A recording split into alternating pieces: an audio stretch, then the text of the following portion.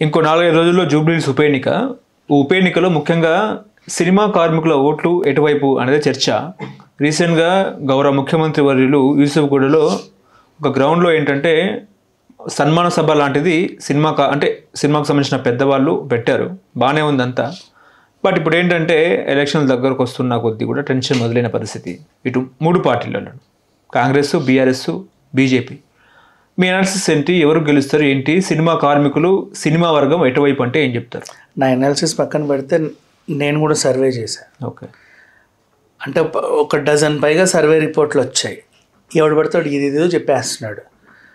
ఏంటని ఒకసారి మనుషుల్ని అడిగా. మనకి ఎవరిని అడగాలి? అన్ని కుల సంఘాల దగ్గరికి వెళ్తే అయిపోయింది కదా, వన్ ట్రిప్ ఓన్లీ. ఫస్ట్ కమ్మ సంఘం వెళ్ళు. కమ్మ సంఘంలో వి యాజ్డ్ ఎవరికి వేస్తారు ఓట్లు అని చెప్పారు నిర్భయంగా. ఓపెన్గా చెప్తున్నా, బీఆర్ఎస్కి వేస్తాం అన్నారు. ఐ యాజ్డ్ ఎందుకు, దేనికి?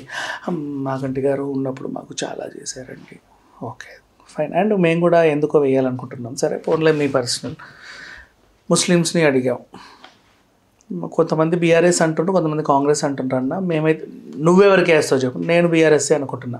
అంటే అన్న ఉన్నప్పుడు మాకు బాగా చేసిండు సార్, మాకు మస్తు మంచి మంచి పనులు చేసిండు. ఓకే, అంతవరకు ఓకే. సినీ కార్మికులను కూడా అప్పట్లో మాకు బాగానే చేశాడు మాగంటి గోపీనాథ్, అండ్ అలాగే తలసాని కూడా మాకు బాగా చేశాడని చెప్పారు. నేను రిటర్న్ క్వశ్చన్ వేసాను. నేను సర్వే చేయడానికి వెళ్ళిన ఉచిత సలహా కూడా ఇచ్చి వచ్చాను. నాకు గాలింది. ఎందుకంటే ఒక లీడరు 3 సార్లు గెలిచాడు. నిజంగా లీడరే, మంచోడు, ఆ ఏరియా మీద పట్టుంది, అక్కడ సమస్యలన్నీ తెలుసు. అన్ని ఏ సమస్యతో నువ్వు పేపర్ పట్టుకొచ్చినా ఓహో ఇది అది కదా అర్థం చేసుకునే కెపాసిటీ ఉంది. దాన్ని ఎలా సాల్వ్ చేయాలో అంత నైపుణ్యం కూడా ఉంది. He had all that powers. ఆ పవర్ ఉంది. నెక్స్ట్ గవర్నమెంట్ కూడా వాళ్ళదే ఉంది, సాల్వ్ చేసే సత్తా ఉంది, చేశాడు కూడా. సినీ కార్మికులకు ఎందుకు చేశాడు అంటే మాగంటి గోపీనాథ్ అనే ఒక ఆయన సినిమా నిర్మాత కూడా 2-3 సినిమాలు చేశాడు. తక్కువ స్థాయి వర్కర్ నుంచి, చిన్న సినీ కార్మికుడి నుంచి, లైట్లు మోసేవాళ్ళు, సెట్ వర్కర్స్ దగ్గర నుంచి మొదలు పెడితే లైట్ బాయ్స్, ప్రొడక్షన్ నుంచి, జూనియర్ ఆర్టిస్ట్ నుంచి ప్రొడ్యూసర్ల వరకు అందరి కష్టాలు తెలుసు, అందరు ఎవరెవరికి ఏం కావాలో తెలుసు. కాబట్టి సాల్వ్ చేశాడు. ముస్లిం మైనారిటీలకు కూడా వాళ్ళ సమస్యలు ఆయనకి ఏం తెలుసు, ఆయన వాళ్ళకి సాల్వ్ చేశాడు. ఏం సాల్వ్ చేశాడు నేను అడగలేదు, మాకు బాగా చేశారంటే వదిలేసా. నెక్స్ట్ ఆ తర్వాత ఇంకెవరు, కమ్మ సంఘం వాళ్ళు, సరే వాళ్ళది వేరే వ్యవహారం. ఇలా ఈ ఓట్లన్నీ నాకు పడితే ఖచ్చితంగా బీఆర్ఎస్ కొంచెం రిజల్ట్ మోసేలానే ఉంది. డన్. నేను అడిగా ఎందుకు వేస్తున్నారు అని. అంటే మా సార్ ఇప్పుడు మీ సార్ లేడు కదా, ఆయనకు ఒక కెపాసిటీ ఉంది కాబట్టి, ఆయన ఒక రోబో టైప్ మనిషి కాబట్టి నీకు టక పనులు చేసి పెట్టాడు. ఆ తెలుగు ఉంది కాబట్టి. ఇప్పుడు ఆయన లేడు, నువ్వు ఎవరిని ఎంచుకుంటున్నావు? అప్పుడు వాళ్ళ అవతల వాళ్ళు సింపతి టికెట్లు ఇచ్చారు. సింపతి టికెట్లు ఎవరికి? కొడుక్కో, కూతురుకో, భార్యకో, తల్లికో, తండ్రికో, అక్కకో, చెల్లికో ఇస్తారు. నీకు ఈయన చేసిన పనే వాళ్ళు చేయాలనే ఉంది. ఇంత నాలెడ్జ్, అంత పట్టు వాళ్ళకు ఉండాలని రూలే ఉంది. సరే, ఆవిడ గురించి ఎంక్వైరీ చేస్తే ఆవిడ నోరు తెరిచి మాట్లాడట్లా. స్టేజ్ మీదకి పిలిస్తే ఏడుస్తుంది, మైక్ ఇస్తేనేమో ఏం మాట్లాడట్లా. పాపం ఆమె తరఫున మిగతా వాళ్ళు మాట్లాడుతున్నారు.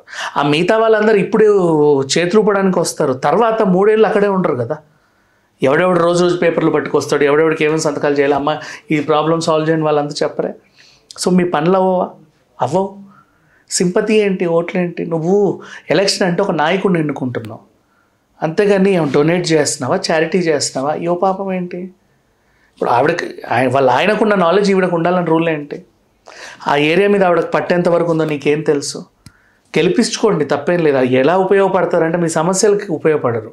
మీ ఇంట్లో పెళ్ళిళ్ళు ఉంటే అపియరెన్స్ ఇవ్వడానికి, దారిలో ఏదైనా ఎగ్జిబిషన్లు, షాప్ కత్తిరింపులు ఉంటే వచ్చి వెళ్ళడానికి, అంతే. ఆ పనులు మీకు మేయర్లు కూడా చేస్తారు. దానికి ఒక కొత్త ఎమ్మెల్యేని ఎన్నుకొని చేయించుకోవాల్సిన అవసరం లేదు. సో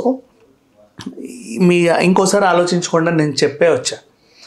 అండ్ నెక్స్ట్ సినిమా వాళ్ళకి ఎప్పటి నుంచో కష్టాలు ఉన్నాయి. సరే, తలసాని అండ్ మాగంటి ఎందుకు తీర్చారు అంటే అప్పుడు వాళ్ళ ప్రభుత్వం అధికారంలో ఉంది కాబట్టి తీర్చగలిగారు. ఇప్పుడు నువ్వు ఎవరినో ఎన్నుకుంటున్నావు, ఎన్నుకో. ఆవిడ వెళ్ళి రేవంత్ రెడ్డితో కూర్చొని అడగగలదా, నాకు ఇది కావాలి, ఇది చేసి పెట్టండి అని? అడగదు. ఏం చెప్తుంది? కేసీఆర్కి చెప్తుంది. కేటీఆర్ అసలు కొట్లాడితే ఈ ప్రభుత్వం వచ్చి ఏమీ చేయట్లేదు అని. మేము అది చేస్తాం. వీళ్ళు కొట్లాడుకుంటానే ఉంటారు కానీ 3 ఏళ్ళు వీళ్ళ సమస్యలు అయితే తీరవు కదా. నీకు కావాల్సింది ఏంటి? అవకాశం వచ్చింది, నీ సమస్యలు తీర్చుకునే అవకాశం నీకు వచ్చింది. నువ్వు ఒక నాయకుడిని ఎన్నుకోవాలి. ఆ నాయకుడికి ఆ లోకల్లో నాలెడ్జ్ ఉండాలి. సరే, ఇప్పుడు బీఆర్ఎస్ నేను వద్దన్నాను. అండ్ నెక్స్ట్ ఇంకోటి, మగ ఎమ్మెల్యేల దగ్గరికి అంత ఫ్రీగా వెళ్ళినట్టు ఆడవాళ్ళ దగ్గర కూడా వెళ్ళలేరు ఎక్కువ మంది. అది కూడా ఒక సమస్య. ఆవిడ పెద్ద మైనస్ యాక్చువల్గా. నెక్స్ట్ ఇంకొక ఆయన ఉన్నాడు బీజేపీ. ఈయన పాపం ఎప్పటి నుంచో అక్కడ పోటీ చేస్తా ఎంతో కొంత గెలుస్తూనే ఉన్నాడు, చిన్న చిన్న ఓట్లు. కేంద్రంలో అధికారంలో ఉన్నావు, సరే బాగానే ఉంది. మొహానికి మైక్ ఇస్తే మాట్లాడట్లా. నిన్న జరిగిన ఇన్సిడెంట్ చెప్తా. వాళ్ళు కెమెరామెన్లను పిలుచుకున్నారు, వీళ్ళు మంత్రులన్నీ తిరుగుతూ ఉంటే వెనకాల పాపం ఆ పిల్లలు వచ్చి కవర్ చేయాలి రోజుకి ఎంతో ఇచ్చి. ఆ ఫుటేజ్ వాళ్ళ ఇది వాళ్ళు కవర్ చేయాలంటే వాళ్ళకి వీళ్ళే బండి ఏర్పాటు చేయాలి, ఒక ఓపెన్ టాప్ జీప్ లాంటిది. అది ఇంకా రాలా. సార్ బండి ఇంకా రాలేదు, మేము సామాన్లు ఎక్కడ లోడ్ చేయాలి అని అడిగితే చెప్తా నేను విన్నా. నీకు నోరే లేదు మాట్లాడడానికి, నీకు ఆ సమస్యను ఎప్పుడు అర్థం చేసుకుంటావు? నేనేమి అనట్లా, నిన్నేమి ఎగతాళి చేయట్లా, ఏమీ చేయట్లా. ఇక్కడ జనాలకు కావాల్సింది ఏంటో అది మన ఎవరి దగ్గర ఉంది, ఎవరి దగ్గర లేదని చెప్తున్నా. సింపతి ఓట్లు అని ఆవిడ జస్ట్ ఇట్లా నిలబడుతుంది. అపియరెన్స్ అక్కర్లేదు. అండ్ నెక్స్ట్ సరే కొద్ద గొప్ప నవీన్ యాదవ్ అన్నా సరే ఒక మైలేజ్ ఉంది. రీజన్ వాళ్ళ నాన్నకి ఇండస్ట్రీ అంతా తెలుసు, అండ్ ఈయనకు కూడా అందరూ తెలుసు. ట్రాన్స్జెండర్స్ని కూడా అడిగా, మీ ఓటు ఎవరికి అంటే వాళ్ళు అన్నారు నవీన్ యాదవ్కి అని. ఎందుకు అని అడిగాం. ఎప్పుడు వెళ్ళి చప్పట్లు కొట్టినా సరే ఎంతో కొంత ఇచ్చి పంపిస్తాడు, డిసప్పాయింట్ చేయడు. ఇనఫ్. ఇదేదో బాగుందే. వాళ్ళు చెప్పారు వినాయక చవితి చందాలు కూడా మంచిగా ఇస్తాడు అని చెప్పాడు. నెక్స్ట్ మళ్ళీ బస్తీలో సర్వే చేశాం. ఆ బస్తీలో వినాయక చవితి యూత్ అసోసియేషన్లు ఉంటాయి కదా, అక్కడక్కడ మండపాలు ఉంటాయి బస్తీలలో, మీరు చూడండి. ఆ మండపం దగ్గరికి వెళ్ళి వాల్మీకి అసోసియేషన్ అట్లా కొన్ని అసోసియేషన్లు ఉంటాయి, వాళ్ళని అడగాలి. ఎక్కడ వినాయకుడిని పెట్టినా వీళ్ళింటికి వస్తే ఎంతో కొంత చందా ఇచ్చేవాళ్ళంట. అప్పుడు ఆయన అధికారంలో కూడా లేడు.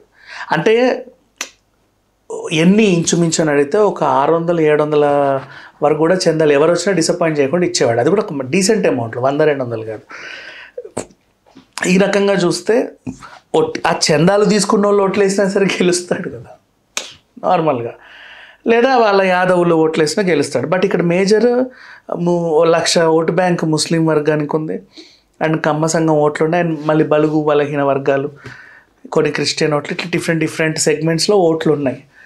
మరి అవన్నీ ఎవరికి పడాలి ఏంటి అంటే నేను అందరికీ ఒకటే చెప్తున్నా. గింపతిలు పక్కన పెట్టండి, మీకు కావాల్సింది ఒక నాయకుడు, ఓకేనా? ఈ ముగ్గుట్లో అనుకుంటే ఈయన కొంచెం మాట్లాడుతున్నాడు, ఈయనకేస్తే నీకు సమస్య తీరుద్ది. ప్రాబ్లం ఏంటంటే ఇల్లు పక్కనే, మీరు వెళ్ళి కాగితాలు పట్టుకెళ్ళొచ్చు. వాళ్ళ ప్రభుత్వమే అధికారంలో ఉంది కాబట్టి నీకు పని అయ్యిద్ది. అవ్వకపోయినా కనీసం నవ్వుతాడు నేను చూసే అని, చాలు కదా, ఆ సాటిస్ఫాక్షన్ ఉంటుంది. మిగతా వాళ్ళు గెలిచిన గేట్ల దగ్గర కూడా వెళ్ళలేవు. సో ఇది ప్రాబ్లం. ఇకపోతే ఇండిపెండెంట్ కూడా కొంతమంది తిరుగుతున్నారు, వాళ్ళకు కూడా వేసుకోవచ్చు. మీరు గట్టిగా మాట్లాడి ఏరియా మీద పట్టుండి అట్లా ఒక నాయకుడిని ఎన్నుకోండి. కానీ సింపతి లేకపోతే ఇంకేదో అయ్యో పాపం ఏం డొనేట్ చేస్తున్నారా, వాళ్ళు ఏమైనా అడుక్కుంటున్నారా మీ దగ్గరకు వచ్చి, ఎందుకు అవసరం? ఇప్పుడు సిగ్నల్ దగ్గర అట్టపెట్టలు పట్టుకొని ఇట్లా వస్తాడు చూడండి, అవి కాదు కదా ఓట్లు. You are a deciding factor అయినప్పుడు డిసైడ్ ఏ బెటర్ పర్సన్. ఇప్పుడు అమెరికా ఎలక్షన్స్ చూసి సిగ్గు తెచ్చుకోండి. కనీసం మహామహుల్ని గెలిపించారు, అది క్రిస్టియన్ దేశంలో ఒక ముస్లిం ఆవిడ గెలిచింది. ముస్లిం ఆవిడ ఎవరు? మన మలక్పేట ఆవిడ. 4 years వరకు ఇక్కడే పుట్టి తర్వాత వాళ్ళు అక్కడికి వెళ్ళి సెటిల్ అయిపోయారు. మలక్పేట ఆవిడ చూడు అక్కడ అంటే ప్రపంచం మొత్తంలో ఎలక్షన్స్ బీహార్లో కూడా అవుతున్నాయి, ఇంకెక్కడైనా అవుతున్నాయి. వాళ్ళు ఎవరిని ఎన్నుకోవాలని ఎన్నుకుంటున్నారు. మీరు ఇక్కడ అయ్యో పాపం అరే ఎలా బతుకుతారో ఏంటో, ఇప్పుడు మేము ఓటు అయిపోతే వాళ్ళు ఏమైపోతారో వాళ్ళ జీవితాలు, అంత అవసరం లేదమ్మా. నీకు కావాల్సిన నాయకుడిని ఎన్నుకో. ఇక సినీ కార్మికుల గురించి నువ్వు అడిగింది, సినీ కార్మికులకు కావాల్సిన వేతనాల పెంపు అని మొన్న షూటింగ్లు బంద్ చేశారు, అవునా? దాన్ని నీ సమస్య తీరాలి అంటే నీకు ఇక్కడ అధికారంలో ఉన్న పార్టీ కావాలి. లేదు అన్నా కూడా మీకు ఒక సౌలభ్యం ఉంది. దిల్ రాజు గారు ఆయన టీఎఫ్డీసీ చైర్మన్ అయ్యాడు కదా, మీరు కాగితాలన్నీ ఆయనకు తీసుకెళ్ళి ఇవ్వండి, ఆయన చూసుకుంటాడు, మాట్లాడతాడు, ఇంకేంటి ప్రాబ్లం. కోమటిరెడ్డి గారు కూడా చూసుకుంటారు. They will take care. Cinema వాళ్ళకి కావాల్సింది సినిమాటోగ్రఫీ మంత్రి, నీ లోకల్ ఎమ్మెల్యే కాదు. అది పరిశ్రమ కదా, ఆ పరిశ్రమ నా మంత్రి చూసుకుంటాడు.